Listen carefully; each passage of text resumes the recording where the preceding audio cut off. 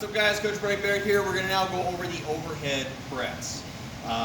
We're going to break this movement down into two different sections. The first section is going over the bottom of the movement, top of the movement, and the second section is the most efficient way to get from the bottom of the movement to the top of the movement. So Caden's going to go ahead and approach this bar here. So we're going to go over the grip.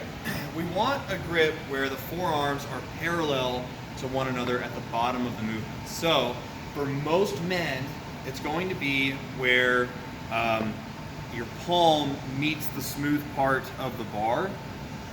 Good. So we're still on the knurling and maybe just a little bit of space on the knurling. Now, just like with the squat, I'm looking for the bar to sit in the heel of the palm. Unlike the squat, we're going to be taking an overhand grip, the thumb wrapped around the bar.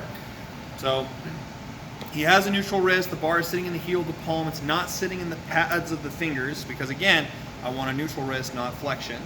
He's going to go ahead and unrack the bar now. Okay.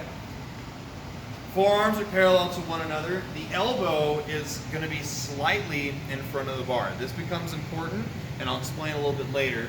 He's got a big, tall chest. The armpits are tight to one another, and he's going to take his squat stance that we just worked on.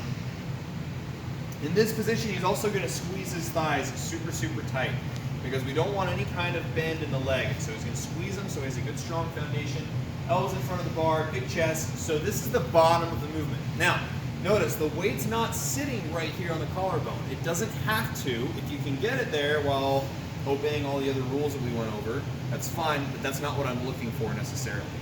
Step number two, he's going to go ahead and bring it overhead. And in this position, what I'm looking for is the shoulders, or the biceps, I should say, are going to be squeezing the ears, trying to squeeze the ears, and the shoulders are shrugging up, okay? So when you do this, you're going to feel all of this get super, super tight, and that's exactly what I'm looking for. Legs are still tight. The head is slightly in front of the bar. This is going to help with getting more recruitment from the back in the movement as well. Go ahead and bring it back down. So we've gone over the bottom of the position, the top of the position. Now we're going to go over how to actually get it to the top of the position as fast as possible. And that comes from the bar path. What I'm looking for is the bar to stay as close to Caden's face as possible. I don't want to see the bar making an arcing movement as it comes up. So Caden, go ahead and give me a set of 5. You're going to press it up, give me a tight shrug at the top. Good, come back down. It's close to his face. Caden's almost thinking about trying to get that bar to hit his nose on the way up. It won't, but if you do, you probably do it one time, it'll never happen again.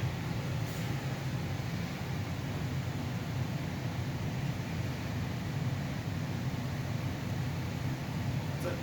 That's the overhead press.